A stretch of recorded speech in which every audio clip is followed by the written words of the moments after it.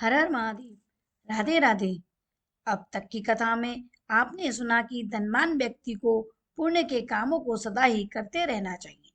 समय अनुसार इन पुण्य के कामों को करना मन शुद्ध होकर ज्ञान की सिद्धि मिलती है।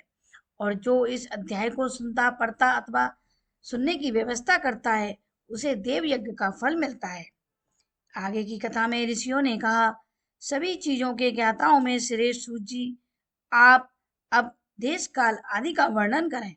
सूत जी बोले, महर्षियों, देव यज्ञ आदि कामों में अपना शुद्ध गृह समान फल देने वाला होता है। मतलब अपने घर किए हुए देव यज्ञ आदि कार्य करने से शास्त्रों में बताया हुआ जो भी फल मिलता है वह सब मिलता है। गौशाला में किया हुआ देव यज्ञ घर की अपेक्षा 10 गुना फल देता है। जलाशय के किनारे किया हुआ देव यज्ञ उससे भी 10 गुना फल देता है। और जहाँ बेल, तुलसी और पीपल के पेड़ के पास किया हुआ देव यज्ञ जलाशय के निकट किए हुए देव यज्ञ से भी 10 गुना फल देने वाला होता है। और देवालय में किया हुआ देव यज्ञ उससे भी 10 गुना फल देता है। और देवालय से भी 10 गुना महत्व रखता है तीर्थ भूमि का किनारा। और उससे भी 10 गुना महत्व रखता है नदी का किनारा। और उससे भी 10 गुना महत्व रखता है सप्तगंगा नामक नदियों का तीर्थ। गंगा, गोदावरी, कावेरी, ताम्रपर्णी, सिंधु, सरयू और नर्मदा, इन 7 नदियों को सप्तगंगा कहा गया है। समुद्र के किनारे का स्थान इनसे भी 10 गुना पवित्र माना गया है। और पर्वत के शिखर का प्रदेश समुद्र तट से भी 10 गुना फल देता है।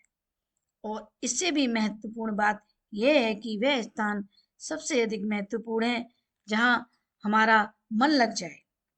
यहाँ तक आपने देश का वर्णन सुना। अब काल का तारतम्य बताया जाता है। सतयुग में यज्ञ, दान आदि कार्य पूर्ण फल देने वाले होते हैं। त्रेता युग में उसका 3/4 फल मिलता है। द्वापर में हमेशा आधे ही फल मिलता है। कलयुग में 1/4 फल ही मिलता है। आधा कलयुग बीत जाने पर चौथाई फल में से भी 1/4 कम हो जाता है। शुद्ध मन वाले पुरुष को शुद्ध और पवित्र दिन सम फल देने वाला होता है। हे ब्राह्मणों, सूर्य संक्रांति के दिन किया हुआ यह कार्य ऊपर बताए हुए फलों से भी 10 गुना फल देने वाला होता है। और उससे भी 10 गुना महत्व उस कर्म का है जो विषुप नामक योग में किया जाता है। दक्षिण नारायण आरंभ होने के दिन अर्थात कर्क की संक्रांति में किए हुए पुण्य कर्म का महत्व विषुव योग से भी 10 गुना माना जाता है।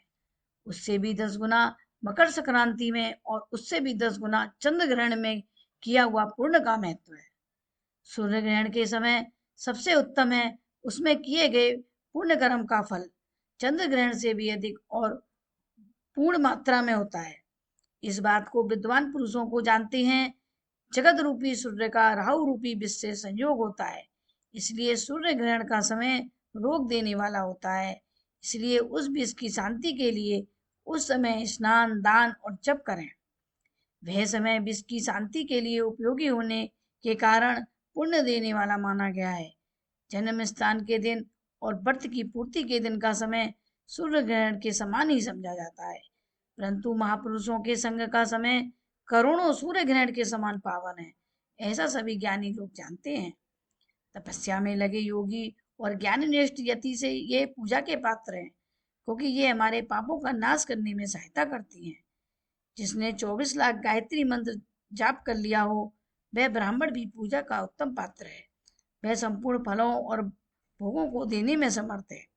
जो नरक में गिरने से बचाता है उसके लिए इसी गुण के कारण शास्त्र में पात्र शब्द का प्रयोग होता है। वह दाता का पातक से त्राण करने के कारण पात्र कहलाता है। गायत्री अपने मंत्र का जाप करने वाले का पतन से त्राण करती है, इसलिए वह गायत्री कहलाती है। जैसे इस संसार में जो धनहीन है वह दूसरों को धन नहीं देता, जो यहाँ धनवान है वही दूसरों को धन दे सकता है, उसी तरह जो स्वयं शुद्ध और पवित्र आत्मा है वही दूसरे मनुष्यों का त्राण या उद्धार कर सकता है। जो गायत्री का जाप करके शुद्ध हो गया है वही शुद्ध ब्राह्मण कहलाता है। इसलिए दान, जप, होम और पूजा सभी कार्यों के लिए वही शुद्ध पात्र है।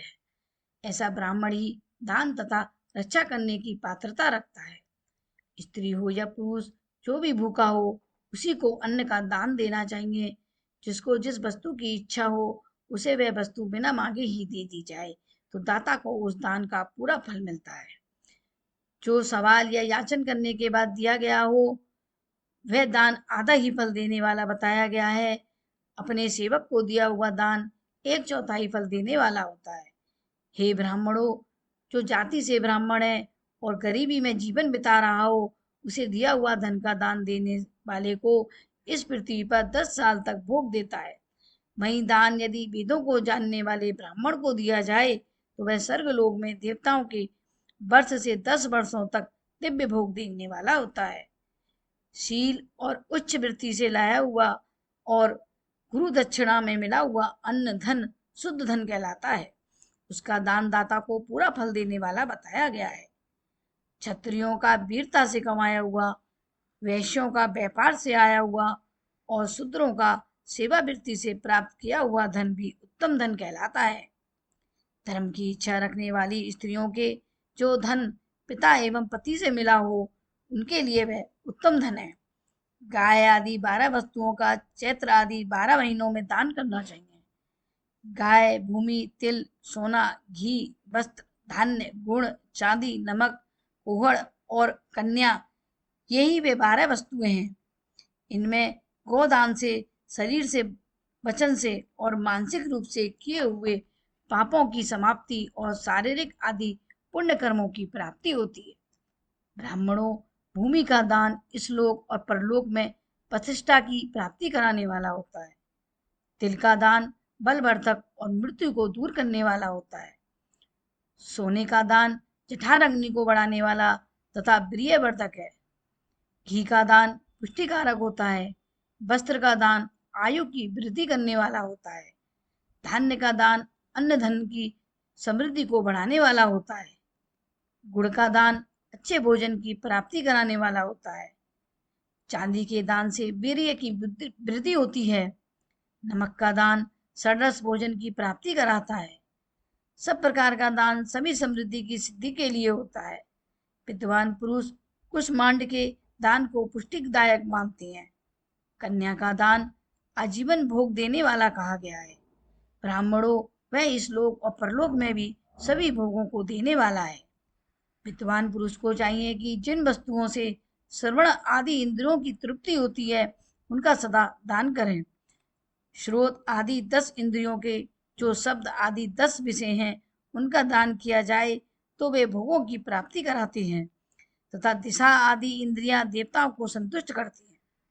वेद और शास्त्रों को गुरु के मुख से सुनकर गुरु के उपदेश से अथवा स्वयं ही ज्ञान प्राप्त करने के बाद जो बुद्धि का यह निश्चय होता है कि कर्मों का फल अवश्य मिलता है, इसी को उच्च कोटि की आस्तिकता कहती है। भाई, बंधु अथवा राजा के भय से जो आस्तिकता, बुद्धि या श्रद्धा होती है वह कनिष्ठ श्रेणी की आस्तिकता है। जो हमेशा गरीब है, इसलिए जिसके पास सभी वस्तुओं का अभाव है वह वाणी अथवा शरीर द्वारा यजन करे। मंत्र, स्रोत और जप आदि को वाणी द्वारा किया गया यजन समझना चाहिए तथा तीर्थ यात्रा और व्रत आदि को विद्वान पुरुष शारीरिक याचन मानते हैं। जिस किसी भी उपाय से थोड़ा हो या बहुत देवता तर्पण वृद्धि से जो कुछ भी दिया अथवा किया जाए वह दान या एतत् कर्म भोगों की प्राप्ति कराने में समर्थ होता है।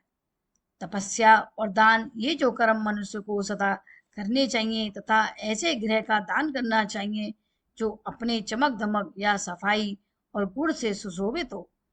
बुद्धिमान पुरुष देवताओं की तृप्ति के लिए जो कुछ देते हैं वह अतिशय मात्रा में सब प्रकार के भोग प्रदान करने वाला होता है।